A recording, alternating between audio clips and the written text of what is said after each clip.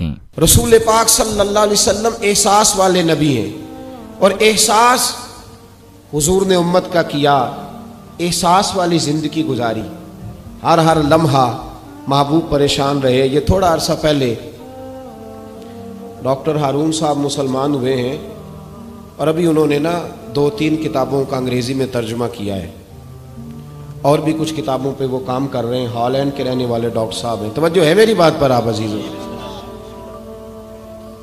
Doctor صاحب کہتے ہیں کہ میں نے یہ سنا تھا کہ مسلمان دہشت گرد ہیں، یہ بم بلاسٹ کرتے ہیں۔ تو میں جہاں لفظ اسلام آتا تھا وہاں سے میں تھوڑا بچ جاتا تھا، پیچھے ہٹ جاتا تھا، لیکن میرے مزاج کے اندر یہ بات شامل تھی کہ میرے اندر اللہ نے بڑا انسانیت کا جذبہ رکھا ہوا تھا۔ تو میں ایک تنظیم قائم کر رہا تھا، میرا خیال تھا کہ ایک ایسی جماعت بناؤں کہ جو پوری دنیا کے اندر اسلام، توجہ ہے میرے عزیزوں کی، کہتے میرا خیال تھا ایسی جماعت قائم کروں کہ جو پوری دنیا میں لوگوں کی خدمت کرے اور بغیر امتیاز کے کرے، اسلام والوں کی بھی اور غیر مسلموں کی بھی۔ لیکن مجھے بڑا دھچکا رہتا تھا کہ مسلمان سخت گیر قوم ہے۔ میں نے بہت ساری جماعتوں کا منشور اور دستور منگایا، اور میں نے کہا میں اپنی جماعت کا دستور لکھوں گا تو پہلے ذرا سارا میں مطالعہ کر لوں۔ ڈاکٹروں کا ٹیبل ہوتا ہے، اس کے اوپر شیشہ لگا ہوتا ہے، نیچے وہ جو چیز ضروری ہوتی ہے وہ رکھ لیتے۔ کہتے ہیں کہ مصر کے مولانا صاحب آئے ہوئے تھے ہالینڈ کے دورے پر، اچھی انگریزی جانتے تھے، تو کسی وجہ سے علیل ہو گئے۔ میرے پاس وہ آئے اور انہوں نے دیکھا کہ میں انسانی حقوق پر کچھ لکھ رہا ہوں، کام کر رہا ہوں، تو وہ دیکھ کر کے مجھے کہنے لگے کہ ڈاکٹر صاحب آپ کوئی تنظیم قائم کر رہے ہیں؟ میں نے کہا ہاں۔ تو کہتے انہوں نے ہلکا سا ٹچ دیا، زور نہیں دیا، اور ویسے بھی جو ہلکی بات ہوتی ہے وہ ذرا دل میں جلدی بیٹھ جاتی ہے۔ کہتے ہیں ہلکا سا ٹچ دیا، کہنے لگے اگر کبھی موقع ملے تو میرے نبی پاک کی بھی سیرت پڑھ کے دیکھیں، بس ہلکی سی بات، اور وہ جملہ چھوڑ گئے۔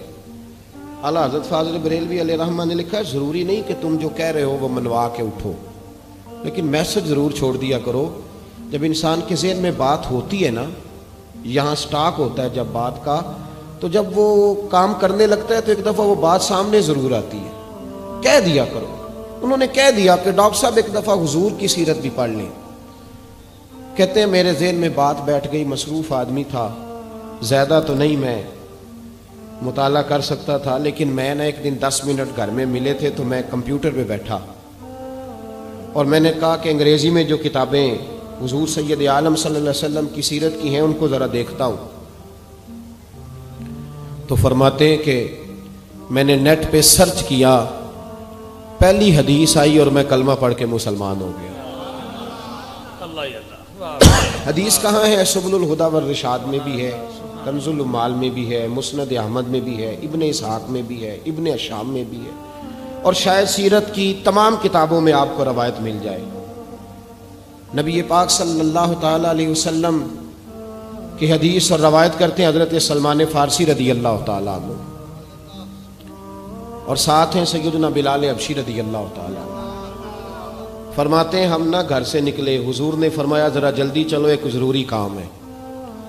فرماتے ہیں بڑی تیزی کے ساتھ آج روٹین سے ہٹ کر محبوب نے تیز تیز قدم مبارک اٹھائے، تیز تیز، اور فرماتے ہیں ایک گلی ہم نے کراس کی، دوسری گلی میں جو پہنچے تو پھٹے پرانے کپڑے، سادی سی بی بی، اور حالت بتاتی تھی کہ بیچاری کسی غریب گھر کی ہے۔ وہ سڑک پہ کھڑی تھی اور رو رہی تھی۔ میرے کریم رسول نے فرمایا بلال اسے پوچھو کیا مسئلہ ہے، کیوں روتی ہے؟ تو حضرت سلمان عرض کرتے ہیں میں نے کہا حضور میں پوچھ لیتا ہوں، آپ جائیے، کام بڑا ضروری ہے جو نکلیں، میں معلومات کرتا ہوں۔ تو محبوب نے فرمایا نہیں، اس کے آنسو پوچھنے سے ضروری کوئی کام بھی نہیں، پہلے اس کی داد رسی ہوگی، اسے پہلے پوچھا جائے گا۔ روتے نہیں رہتے لوگ گھروں میں، لوگ گزر نہیں جاتے چپ کر کے؟ کتنے لوگ تڑپتے، کون احساس کرتا ہے؟ نبی پاک سید عالم صلی اللہ علیہ وسلم رکے اور اس خاتون سے پوچھا کیا بات ہے؟ اس نے کہا کہ بات کوئی بھی نہیں، میرا ایک ہی موٹا سا مسئلہ ہے۔ کہا وہ کیا؟ کہنے لگی میں غریب ہوں، اور غریبی بذات خود بہت بڑا گناہ ہوتی ہے۔ لوگ بڑا جرم سمجھتے ہیں اس کو بذات خود. میں نے شروع میں کہا نا کہ مذہبی سٹیج کی بھی صدارت غریب آدمی نہیں کر سکتا, کیونکہ غریب جو ہوا جہد کول دتھی ہونی انہیں نیڑے بہنا ہے نا جی, جہد کول نہیں انہیں تو پیچھے جا کے بہنا اینڈ تے کول کہڑا دتھی ہے. اس سٹیج پہ بھی غریب آدمی کی صدارت نہیں ممکن ہو ہی نہیں سکتا. میرے رسول پاک سید عالم صلی اللہ تعالی علیہ وآلہ وسلم نے فرمایا پہلے اسے پوچھو کیا مسئلہ ہے. وہ کہنے لگی میں غریب ہوں, بوڑھی ہو گئی ہوں, ساری زندگی غلامی میں گزاری ہے, تیل لینے آئی تھی 5 دینار کا, بوتل میں تیل بھروایا ہے, اور اب بوڑھی ہوں نا تو کمر درد کرتی ہے, پیر پیچھے موڑا ہے تو میں گری ہوں, تیل زمین پی گئی ہے, اب زمین تو واپس نہیں کرتی, لیکن واپس جاؤں گی تو ایک یہودی عورت کی ملازمہ ہوں, وہ درے سے مارے گی, کھال ادھیڑ دے گی, میں بڑی پریشان ہوں, اب نہیں مار کھائی جاتی, ہڈیاں بوڑھی ہیں, قربان جاؤں. حضرت بلال کو حضور نے حکم دیا, فرمایا دوڑ کے گھر جا 5 دینار لا. فرماتے ہیں 5 دینار لائے, تیل خرید کے دیا, وہ پھر رونے لگی. فرمایا آپ کیوں روتی ہے؟ اس نے کہا بتایا نا غریب ہوں, غریب کا جرم کوئی نہیں ہوتا, لیکن پیس دیا جاتا ہے, پھر بھی مار تو اب بھی پڑے گی, اب کیوں پڑے گی؟ تو عرض کرنے لگی محبوبہ مار اس لیے پڑے گی کہ دیر سے کیوں آئی ہے. تو میرے کریم رسول, اور وہ بی بی حضور ابھی آئے ہیں مدینہ طیبہ, امام یوسف صالحی فرماتے ہیں ابھی آئے تھے حضور, سبل الہدیٰ والرشاد کے مصنف کہتے ہیں ابھی آئے تھے نبی پاک, وہ جانتی بھی نہیں تھی. تو سید عالم صلی اللہ تعالی علیہ وسلم نے فرمایا اچھا مار پڑے گی؟ کہا ہاں.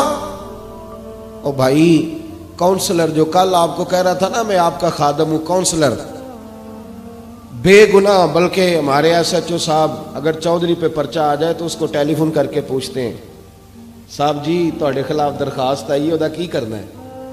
تو غریب آدمی بیچارہ, اس کی غلطی یہ تھی کہ وہ غریب تھا تو اس نے ریڑھی لگا لی چوک میں, اس کو دبوچ کے لے گئے, تینوں پتہ نہیں اتنے نہیں کھلوئی دا. تو اس کے پاس کل انویسٹمنٹ ہی 5000 تھی, سارا لے گئے. پھر وہ کونسلر صاحب کے پاس چلا گیا, سر میرے نال چلے آ جائے ذرا, میں تھانے جانا ہے. انہوں نے کہا گڈی کرائی ہے, پیسے ہیں نہیں, ایویں تھانے جائیے. اب وہ گاڑی لایا ہے, پتہ نہیں کہاں سے لایا ہے, تھانے پہنچا ہے. اور یہ ہے ہمارا حال کہ وہ SHO بھی بیٹھا ہے کرسی پہ اور کونسلر بھی کرسی پہ بیٹھا, اور وہ غریب پیروں میں بیٹھا ہے اور ہاتھ باندھ کے کہہ رہا میری ریڑھی دے چھڈو, میریاں 4 دھیاں نے, تو میں شامی کھانا کھڑنا ہے. کدھر گیا امت کا وہ ذوق؟ ساری زندگی نعتیں سننے والوں بتاؤ تو صحیح, نعت نے تاثیر کیا دی ہے روح کو؟ اگر ابھی بھی گھاڑی غریب کے پاس کھڑی نہیں ہوتی تو پھر کیا اثر ہوا ساری زندگی نعت سننے کا؟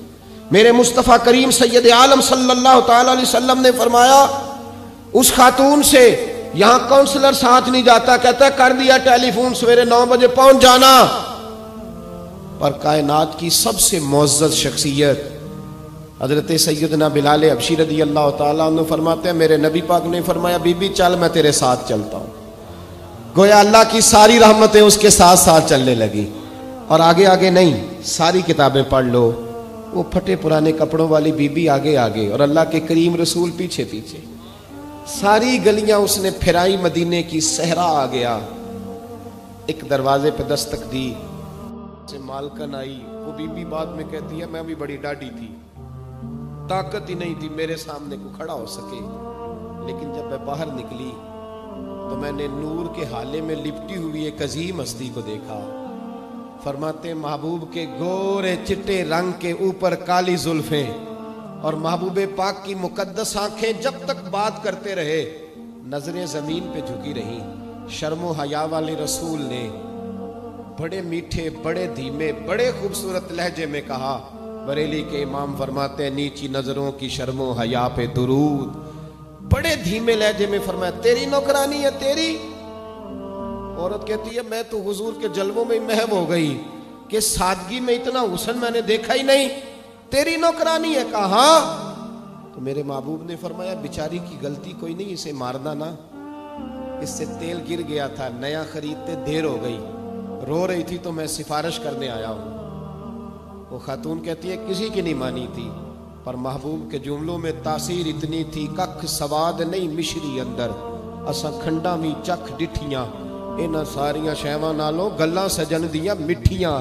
فرماتے ہیں نبی پاک صلی اللہ تعالی علیہ وآلہ وسلم نے فرمایا کچھ نہ کہنا. کہنے لگی نہیں کہتی، میرا وعدہ رہا، کچھ نہیں کہوں گی. اب میرے حبیب نے پھر نظر اٹھائی اور اس غریبنی کی طرف دیکھا اور فرمایا تو اگر کہے تو میں جاؤں، تو اگر کہے تو میں خود بھیک دیں، خود ہی کہے منگتے کا بھلا ہو، تو اگر کہے تو میں جاؤں. اس نے خراج پیش کیا تو چند آنسو گرائے. کہنے لگی محبوبہ جیسے بندہ نوازی. حضور نے رخ پھیرا، حضرت بلال کہتے ہیں میں پیچھے رہ گیا.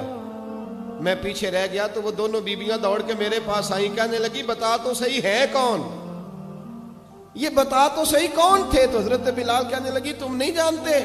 جناب بلال فرمانے لگے یہی تو ہیں جنہیں اللہ نے سچا رسول بنا کے بھیجا ہے. بیبیاں دوڑ کے آئیں. کہنے لگی محبوبہ دروازے تک آئے ہو تو خالی تو نہ لوٹاؤ، مہربانی فرماؤ ہمیں بھی کلمہ پڑھا دو. ڈاکٹر ہارون کہتے ہیں وہ بیبیاں وہاں کلمہ پڑھ رہی تھی اور میں حدیث پڑھ کے کلمہ پڑھ رہا تھا. بھائی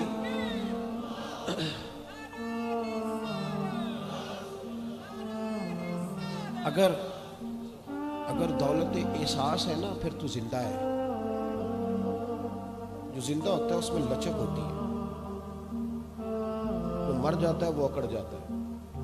اگر زندگی ہے تو پھر احساس ہونا چاہیے. اگر تیرے اندر زندگی ہے تو پھر احساس ہے، اور اگر تیرے اندر احساس نہیں رہا نا تو پھر زندگی زندہ دلی کا نام ہے. مردہ دل کیا خاک جیا کرتے، احساس سے مروت پیدا کر. تھوڑا سا دائیں بائیں بھی دیکھیں، تھوڑا پلٹ کر بھی دیکھیں کہ کہیں آپ کی ضرورت تو نہیں.